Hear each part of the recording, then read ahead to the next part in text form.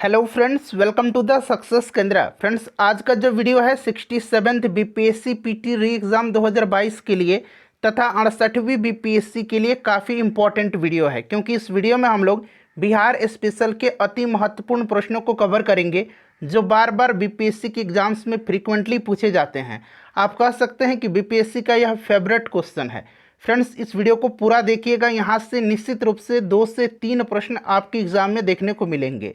Friends, अगर आप channel पर पहली बार विजिट कर रहे हैं, हमारे वीडियो को पहली बार देख रहे हैं, तो फ्रेंड्स प्लीज़ चैनल को सब्सक्राइब करके बेल आइकन जो घंटी का निशान है उसको ज़रूर दबा लीजिएगा, ताकि जब भी 67th बीपीएससी और 68th बीपीएससी से संबंधित कोई भी इंपॉर्टेंट वीडियो अपलोड किया जाए तो उसका नोटिफिकेशन सबसे पहले आपके पास पहुंच जाए।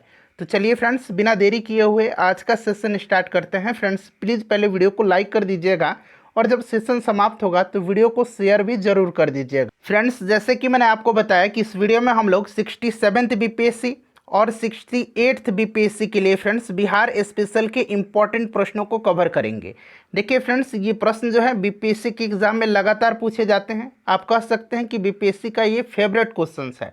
वीडियो को पूरा देखना है आपको, ताकि यहाँ से अगर प्रश्न आपके एग्जाम में बनता है तो आपके प्रश्न गलत ना हो। चलिए फ्रेंड्स, बिना देरी किए हुए सेशन आज का स्टार्ट करते हैं। फ्रेंड्स, पहले प्लीज़ वीडियो को लाइक कर दीजिएगा। आज के सेशन का पहला प्रश्न पढ़ेंगे कि बिहार के निम्नलिखित जिलों में से कौन सा जिला झारखंड के साथ सीमा साझा नहीं करता है। प्रश्न को आप जब भी पढ़ेंगे ध्यानपूर्वक पढ़ेंगे। यहाँ पर देखिएगा, पूछा गया है कि कौन सा जिला जो है झारखंड के साथ सीमा साझा नहीं करता है। अगर आपको आंसर पहले से पता है फ्रेंड्स, तो आप आंसर कमेंट बॉक्स में देकर के बताते चलिएगा। साथ ही साथ जो भी मैं एक्सप्लेन करूंगा उसको आप ध्यानपूर्वक जरूर सुनिएगा।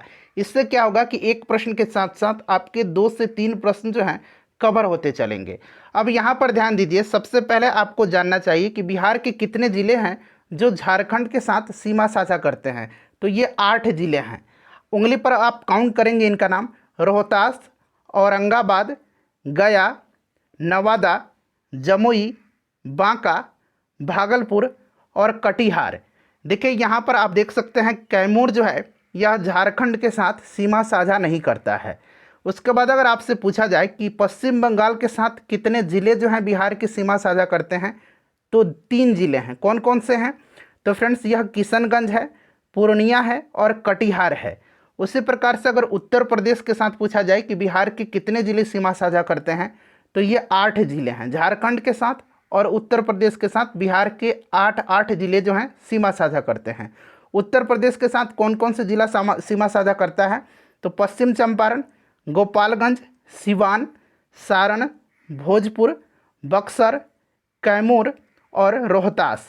ठीक है, तो फ्रेंड्स ये आप नाम याद रखेंगे। राइट आंसर इसका ऑप्शन नंबर बी हो जाएगा। चलिए आगे बढ़ेंगे, नेक्स्ट क्वेश्चन कर लेंगे कि ब्रह्मयोनी पहाड़ी बिहार के निम्नलिखित जिलों में से किस में स्थित है। ब्रह्मयोनी पहाड़ी, देखिए अभी रिसेंटली ये 67th बीपीएससी का जो एग्ज़ाम हुआ था उसमें पूछा भी गया था। ये प्रश्न कराने का मेरा एक ही मकसद है कि 1-2 और पहाड़ियों के नाम मैं आपको बताते चलूँ। तो देखिए ब्रह्मयोनी पहाड़ी जो है फ्रेंड्स यह गया में है। ऑप्शन नंबर इसका डी राइट आंसर हो जाएगा।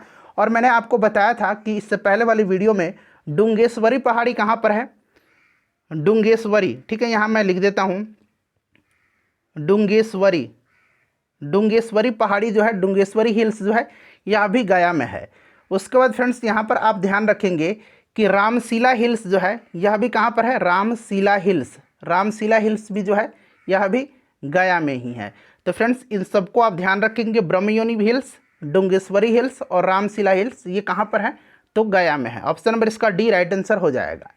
नेक्स्ट क्वेश्चन देखिएगा, इससे पहले वाला जो हम लोगों ने कवर किया हुआ है वीडियो, उसको अगर आपने नहीं देखा है तो ज़रूर देख लीजिएगा। देखिए बिहार प्रांतीय कांग्रेस का दूसरा अधिवेशन कहाँ आयोजित किया गया था? बहुत ही इंपॉर्टेंट क्वेश्चन है। तो यहाँ पर ध्यान दीजिएगा, श्री दीप नारायण सिंह के विशेष प्रयत्नों के फलस्वरूप बिहार प्रांतीय कांग्रेस का दूसरा अधिवेशन 9 से 10 अप्रैल, यहाँ मैं लिखता हूँ 9 से 10 अप्रैल 1909 को जो है फ्रेंड्स भागलपुर में संपन्न हुआ था। प्रश्न पूछा जाता है कि बिहार प्रांतीय कांग्रेस का दूसरा अधिवेशन जो है किसके प्रयास से संपन्न हुआ था? तो आपको याद रखना है श्री दीप नारायण सिंह। ठीक है, और देखिए इसके अध्यक्ष डॉक्टर सच्चिदानंद सिन्हा थे। अच्छा, बिहार प्रांतीय कांग्रेस का अगर दूसरा अधिवेशन 1909 में भागलपुर में हुआ था, तो पहला अधिवेशन 1908 में पटना में हुआ था। इसको भी आप निश्चित रूप से ध्यान रखेंगे। राइट आंसर इसका हो जाएगा भागलपुर। चलिए आगे बढ़ेंगे, नेक्स्ट क्वेश्चन कर लेंगे कि 2011 की जनगणना के अनुसार बिहार राज्य में लिंगानुपात क्या है। अब यहाँ पर प्रश्न को जरा ध्यान से पढ़ेंगे। यहाँ पर लिंगानुपात पूछा गया है कि न कि शिशु लिंगानुपात। देखिए अगर शिशु लिंगानुपात पूछता तो 935 हो जाता। यहाँ पर पूछा गया है कि बिहार राज्य में लिंगानुपात क्या है 2011 की जनगणना के अनुसार। तो देखिए 2011 की जनगणना के अनुसार बिहार में 1000 पुरुषों पर 918 महिलाएं हैं, यानी कि यहाँ लिंगानुपात जो है ये 918 है। ऑप्शन नंबर इसका डी राइट आंसर हो जाएगा। सर्वाधिक लिंगानुपात वाला जिला जो है ये गोपालगंज है। यहाँ पर कितना है तो 1021 है, और सबसे कम जो है मुंगेर है, मुंगेर का 876 है। तो ये भी आंकड़ा आप साथ साथ ध्यान रखेंगे। चलिए आगे बढ़ेंगे, नेक्स्ट क्वेश्चन देखिए। क्वेश्चन नंबर 5 है कि खिलाफत आंदोलन के दौरान बिहार के किस नेता ने, यहाँ पर थोड़ा सा आप सुधार करेंगे फ्रेंड्स, यहाँ पर विधायकों नहीं होगा, विधायिका होगा। ठीक है, यहाँ मैं लिख देता हूँ विधायिका। तो यहाँ पर थोड़ा सा सुधार कर लेंगे, ये टाइपिंग में एरर हुआ है। तो खिलाफत आंदोलन के दौरान बिहार के किस नेता ने विधायिका की सदस्यता से त्यागपत्र दे दिया था। बताइए इसका राइट आंसर क्या हो जाएगा। तो यहाँ पर ध्यान दीजिए, इसका राइट आंसर जो हो जाएगा ये आपका नरूल हसन हो जाएगा। ऑप्शन नंबर इसका बी राइट आंसर हो जाएगा। और देखिए फुलवारी शरीफ के शाह बदरुद्दीन ने शमसुल उलेमा, यहाँ मैं लिख देता हूँ शमसुल, ठीक है, शमसुल उलेमा, ठीक है, शमसुल उलेमा। एक बार मैं और रिपीट करता हूँ, ध्यान से सुनिएगा। फुलवारी शरीफ के शाह बदरुद्दीन ने शमसुल उलेमा की उपाधि त्याग दी थी, और शाह सुलेमान ने अवैतनिक दंडाधिकारी का पद त्याग दिया था। तो ये भी पूछा जा सकता है। ठीक है, खिलाफत आंदोलन के दौरान बिहार के किस नेता ने विधायिका की सदस्यता त्याग दिया था, तो नरूल हसन ने। ठीक है, उसके बाद पूछा जाएगा कि शमसुल उलेमा की उपाधि किसने त्यागी थी, तो शाह बदरुद्दीन ने। और फ्रेंड्स अवैतनिक दंडाधिकारी का पद किसने त्यागा था, तो शाह सुलेमान ने।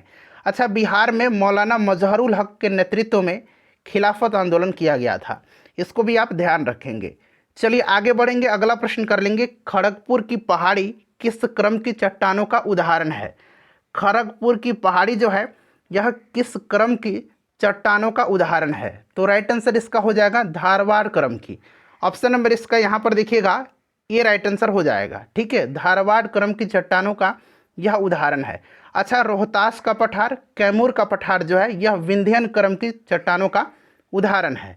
यहाँ पर ध्यान दीजिए, बिहार के दक्षिण पूर्वी भाग विशेष करके मुंगेर, बिहार शरीफ, राजगीर, जमुई, नवादा और खड़गपुर पहाड़ी क्षेत्रों में धारवाड़ समूह की चट्टानें मिलती है। ठीक है फ्रेंड्स, इसको आप याद रखेंगे। चलिए राइट आंसर इसका ऑप्शन नंबर ए हो जाएगा। और विंध्यन क्रम की चट्टानें जो है ये कहाँ पर, रोहतास में मिलती है, इसको भी आप ध्यान रखेंगे। चलिए आगे बढ़ेंगे, नेक्स्ट क्वेश्चन कर लेंगे। अगला प्रश्न है हमारा कि निम्नलिखित में से कौन सा जलकुंड गया में अवस्थित एक प्रमुख जलकुंड है। गया में अवस्थित इसमें से कौन सा जलकुंड है, तो फ्रेंड्स यह जो है अग्निकुंड है। ठीक है, सीता कुंड जो है ये कहाँ पर है, तो मुंगेर में है। सूर्य कुंड जो है ये राजगीर में है, और नानक कुंड भी राजगीर में ही है, तो याद रखेंगे इसको। चलिए अगला प्रश्न करेंगे। देखिए गया से संबंधित काफ़ी प्रश्न जो है बिहार स्पेशल के पूछे जाते हैं। 1917 ईस्वी में चंपारण सत्याग्रह से कौन संबंधित नहीं है।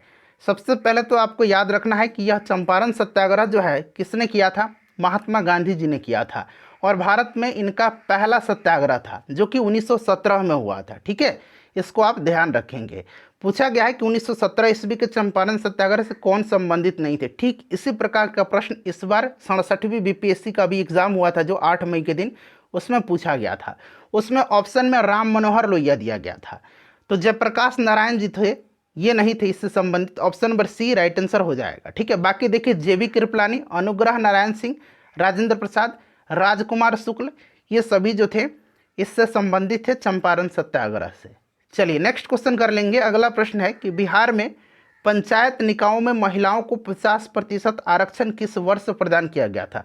अच्छा, बिहार ऐसा पहला राज्य था जिसने पंचायत निकायों में महिलाओं को 50% का आरक्षण प्रदान किया था, और ये प्रदान किया गया था वर्ष 2006 में। ऑप्शन नंबर इसका बी करेक्ट आंसर हो जाएगा। ठीक है, चलिए नेक्स्ट क्वेश्चन करेंगे। क्वेश्चन नंबर 10 कि निम्नलिखित में से बिहार विधान परिषद के पहले सभापति कौन थे। देखिए बिहार विधान परिषद यहाँ स्पष्ट पूछा गया है। बिहार उड़ीसा विधान परिषद अगर पूछता तो इसके पहले सभापति सर वाल्टन मोड़े थे। कौन थे? सर वाल्टन मोड़े, ठीक है, बिहार उड़ीसा विधान परिषद के। लेकिन यहाँ पर स्पष्ट पूछा गया है कि बिहार विधान परिषद के, तो इसके पहले जो सभापति थे या अध्यक्ष कह लीजिए, ये कौन थे? तो राजीव रंजन प्रसाद सिंह थे। ऑप्शन नंबर इसका सी राइट आंसर हो जाएगा, ठीक है। इनका कार्यकाल जो था ये 1937 से लेकर के 1948 तक था। अच्छा, बिहार विधानसभा के पहले अध्यक्ष कौन थे? तो रामदयालु सिंह थे, ठीक है। 1937 से लेकर के 1944 तक रामदयालु सिंह जी का कार्यकाल रहा था। तो फ्रेंड्स इसको भी आप ध्यान रखेंगे। चलिए आगे बढ़ेंगे, नेक्स्ट क्वेश्चन कर लेंगे। किस मगध सम्राट ने अपनी राजधानी पाटलिपुत्र से हटा करके वैशाली में स्थापित किया था? अच्छा, सबसे पहले राजधानी यानी कि प्राचीन राजधानी जो थी, प्रारंभिक राजधानी, यह राजगृह या गिरिव्रज थी, ठीक है, मगध की। उसके बाद उदयन स्थानांतरित करके पाटलिपुत्र लाया राजधानी, और पाटलिपुत्र से हटा करके वैशाली लाया था शिशुनाग, और फिर से वैशाली से पाटलिपुत्र जो है लेकर के चला गया कालाशोक। शिशुनाग वंश का संस्थापक था शिशुनाग, और इसी का उत्तराधिकारी कालाशोक था। तो फ्रेंड्स इस तरीके से आपको पढ़ना है कि अगर एक भी प्रश्न पूछा जाए तो न छूटे। चलिए आगे बढ़ेंगे, राइट आंसर इसका हो जाएगा शिशुनाग, ठीक है, याद रखेंगे। नेक्स्ट क्वेश्चन कर लेंगे कि बिहार राज्य का क्षेत्रफल भारत के कुल क्षेत्रफल का कितना प्रतिशत है?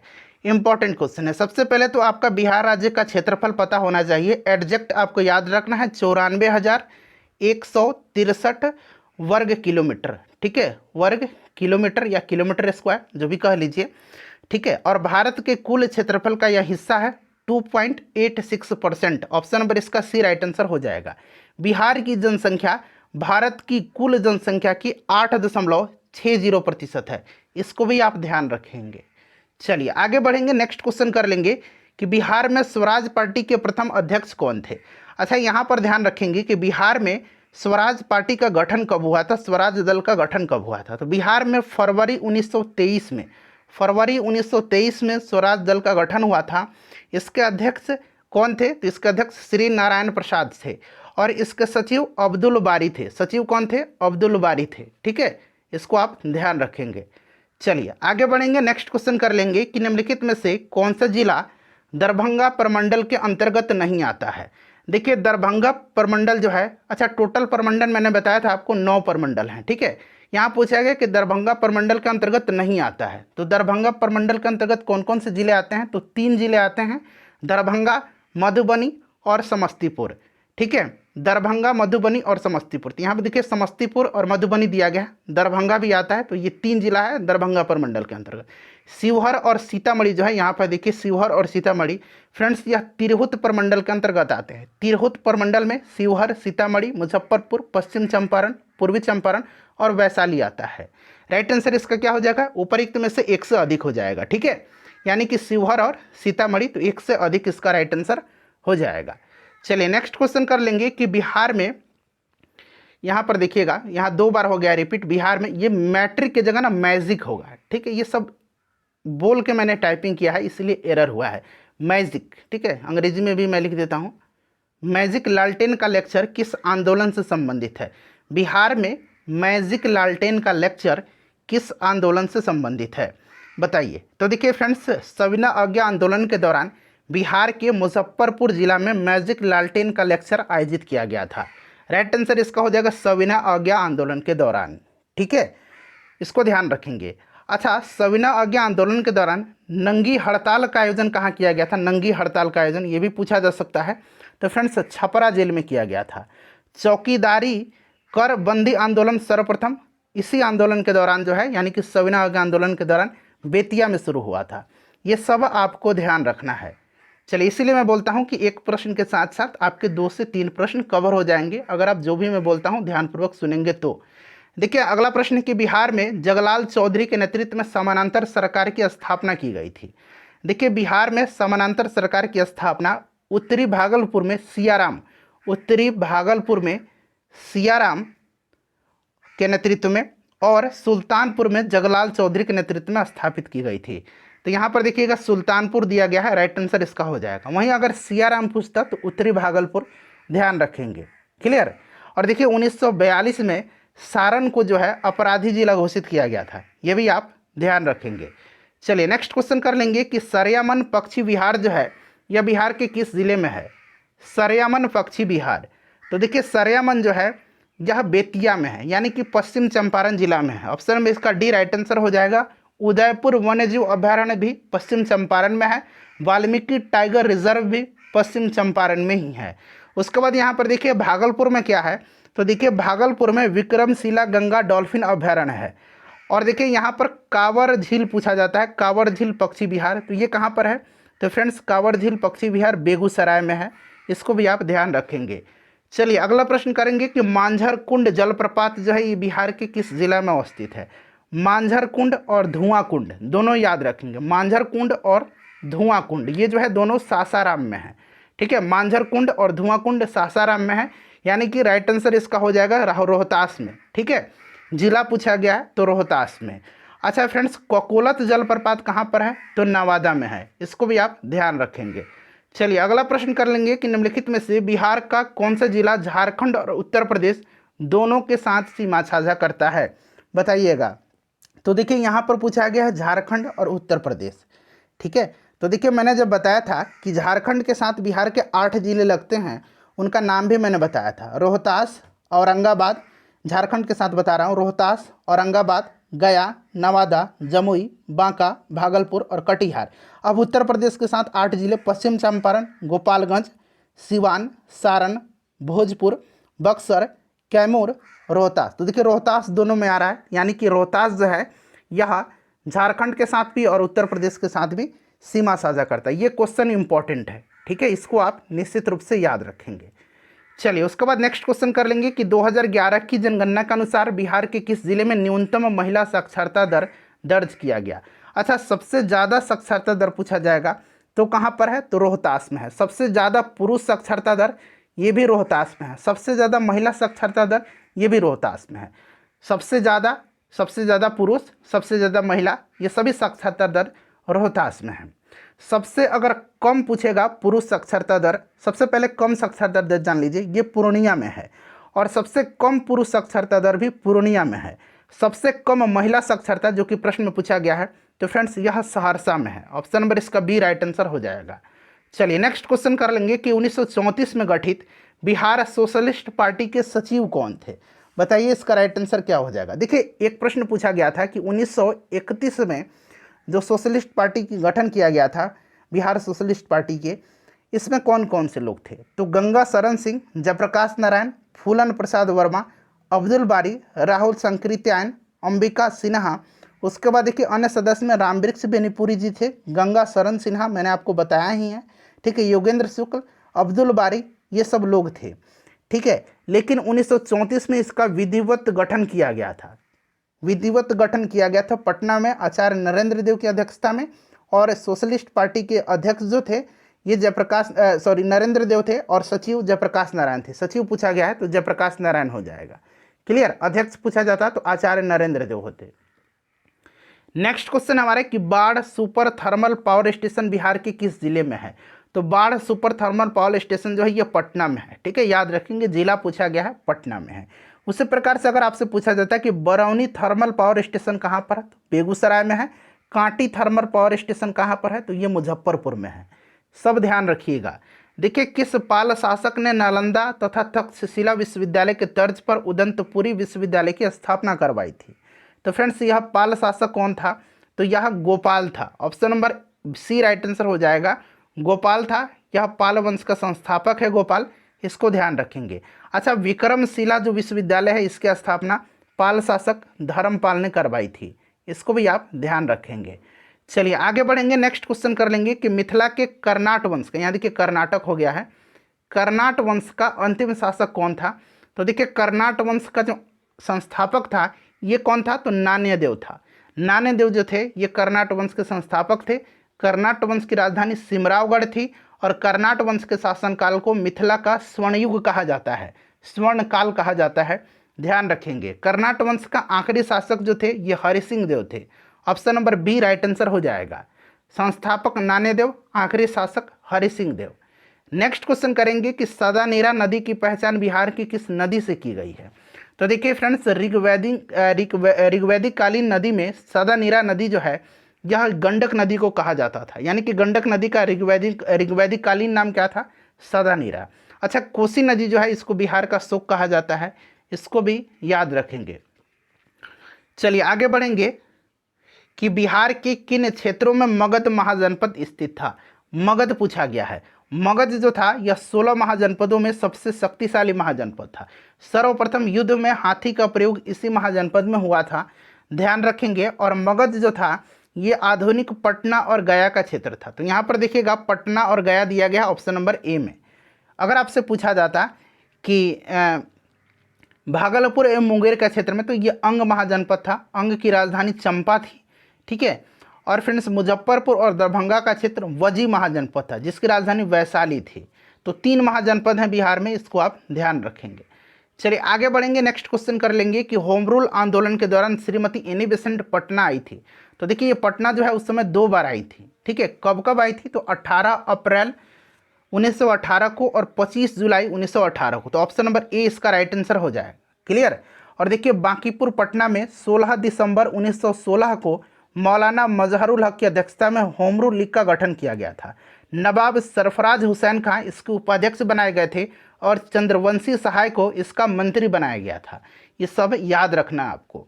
चलिए आगे बढ़ेंगे, नेक्स्ट क्वेश्चन करेंगे कि अंग महाजनपद की राजधानी कहाँ थी। अभी मैंने बताया अंग की राजधानी जो थी ये चंपा थी, option number C right answer हो जाएगा। और अंग का जो क्षेत्र था ये भागलपुर और मुंगेर है।